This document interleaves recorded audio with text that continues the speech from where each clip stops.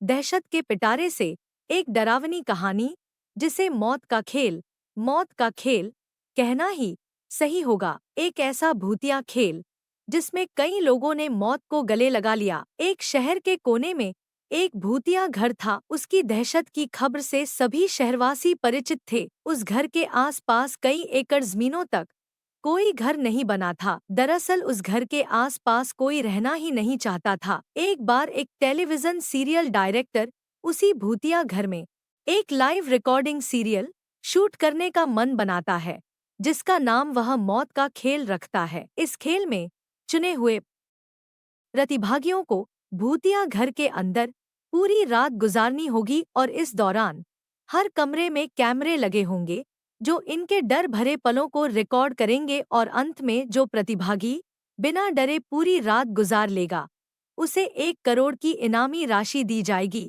Serial director मौत का खेल की घोषणा सारे शहर में कर देते हैं, लेकिन उन्हें प्रशासन का एक नोटिस आता है कि आपको उस घर में शूटिंग करने की इजाजत नहीं मिल सकती। वह घर खतरे के दायरे में आता है। सीरियल डायरेक्टर बहुत नामी हस्ती था, इसलिए वह निजी तौर पर प्रतिभागियों की जिंदगी की सुरक्षा की गारंटी ले लेता है और कुछ शर्तों को लागू करने के बाद प्रशासन से उस भूतिया घर में सीरियल रिकॉर्ड करने की मंजूरी मिल जाती है, जिसके लिए उसे 2 गुने पैसे खर्च करने पड़ते हैं।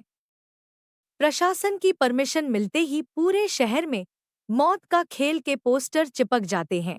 मौत का खेल शहर में होने वाला था, लेकिन लोगों में उत्साह से ज्यादा दहशत भरी हुई थी। पूरे शहर को यकीन था कि इस प्रोग्राम में हिस्सा लेने वाले लोग जिंदा नहीं बचेंगे, लेकिन ये दुनिया तरह तरह की इंसानों से भरी है। उस प्रोग्राम में इनाम की लालच में कुछ लोग हिस्सा लेने पहुंचते हैं।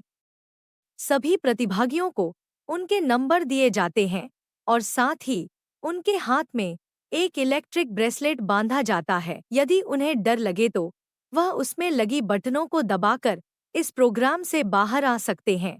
प्रतिभागियों में 12 लड़के और 3 लड़कियां होती हैं। दिन के समय ही बिल्डिंग के कमरों में कैमरे लगा दिए गए थे, क्योंकि रात को भूतिया आत्माएं उस बिल्डिंग के कमरों में दहशत का तांडव मचाती है और रात के समय अंदर जाने की हिम्मत बहुत कम लोग ही जुटा पाए थे। एक एक करके सभी प्रतिभागी अंदर चले जाते हैं। सभी अपने नंबर के हिसाब से अपने कमरे को चुनते हैं और अंदर जाते ही सभी को अंदर से ताला लगाकर चाबी बाहर फेंकनी होती है। दरवाजे का ताला इलेक्ट्रॉनिक बनाया गया था। उनके हाथ में लगे ब्रेसलेट के बटन दबाते ही वह ताला खुल सकता था, लेकिन यह बात उन्हें बताई नहीं गई थी। अगर किसी प्रतिभागी ने वह ताला खोला तो प्रतिभागी प्रतियोगिता से बाहर हो जाएगा, जो कि कैमरे की रिकॉर्डिंग में दिखाई देगा। सभी के कमरे में निर्देश देने के लिए स्पीकर लगाए गए थे। उसी से सभी को संकेत दिया जाता है कि सभी जल्द से जल्द अपने कमरे का ताला बंद करके चाबी दरवाजे के नीचे से बाहर फेंके और इसके बाद कमरे की लाइट बंद की जाएगी। निर्देशों के अनुसार सभी अपने कमरे को अंदर से बंद कर देते हैं और चाबियां दरवाजे के नीचे से फेंक देते हैं। कैमरे नाइट मोड रिकॉर्डिंग के अनुरूप लगाए गए थे, इसलिए भले ही प्रतिभागियों के कमरे में अंधेरा हो, लेकिन दर्शकों को टेलीविजन स्क्रीन में सब कुछ नजर आ रहा होता है। धीरे धीरे डर की दस्तक हो जाती है। प्रतिभागियों में से एक लड़की अचानक अपने कमरे में चीखने लगती है। उसे ऐसा लगता है कि कोई उसका गला दबा रहा है और वह छटपटाने लगती है। कुछ ही देर में वह डर से बेहोश हो जाती है। उसके बेहोश होते ही लाइव सीरियल देख रहे दर्शक घबरा जाते हैं। अचानक एक एक करके सभी प्रतिभागियों पर भूतिया हमले होने लगते हैं, लेकिन ताज्जुब की बात तो यह थी कि सभी प्रतिभागी अपने आप को स्वयं ही नुकसान पहुंचा रहे थे। कैमरे की रिकॉर्डिंग में साफ साफ नजर आ रहा था, कोई अपने चेहरे पर खरोंच रहा था तो कोई अपना गला दबा रहा था और कई तो अपना सर भी दीवार से मारकर घायल कर रहे थे। दर्शकों का डर बढ़ते देख बिल्डिंग के नजदीक सरकारी अधिकारी पहुंच जाते हैं, क्योंकि प्रोग्राम को प्रशासन की शर्तों के अनुरूप रिकॉर्ड करने की परमिशन दी गई थी, जिनमें से एक शर्त यह भी है कि यदि किसी प्रतिभागी को शूटिंग के दौरान मेडिकल की जरूरत पड़ेगी तो तुरंत डॉक्टर उपलब्ध करवाया जाएगा, और जब सभी प्रतिभागियों को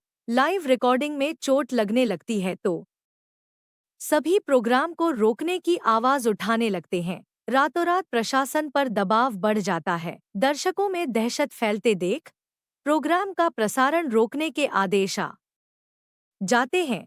तुरंत प्रोग्राम का टेलीकास्ट रुक जाता है और अब जद्दोजहद होने लगती है सभी प्रतिभागियों को बचाने की। फायर ब्रिगेड की गाड़ी बिल्डिंग के बाहर पहुंचती है, लेकिन रात के समय उस भूतिया बिल्डिंग के अंदर जाने की हिम्मत फायर फाइटर्स की भी नहीं होती। सभी बाहर से खड़े होकर प्रतिभागियों की मौत का तमाशा देख रहे थे, क्योंकि सभी उस बिल्डिंग के खूनी इतिहास से अच्छी तरह वाकिफ थे।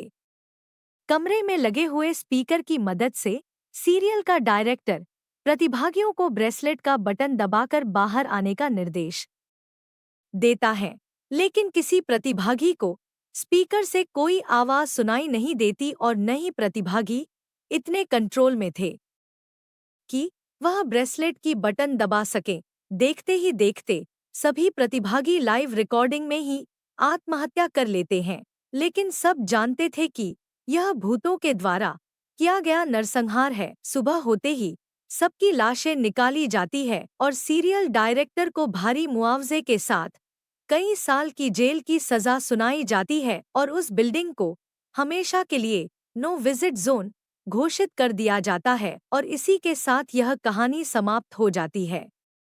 अगर मेरी ये कहानी आपको पसंद आई हो तो कमेंट, शेयर जरूर करें। अगर आपको हमारी कहानियाँ पसंद आई है तो हमारे चैनल हॉरर स्टोरी वर्ल्ड को सब्सक्राइब करें और बेल आइकन जरूर प्रेस करें।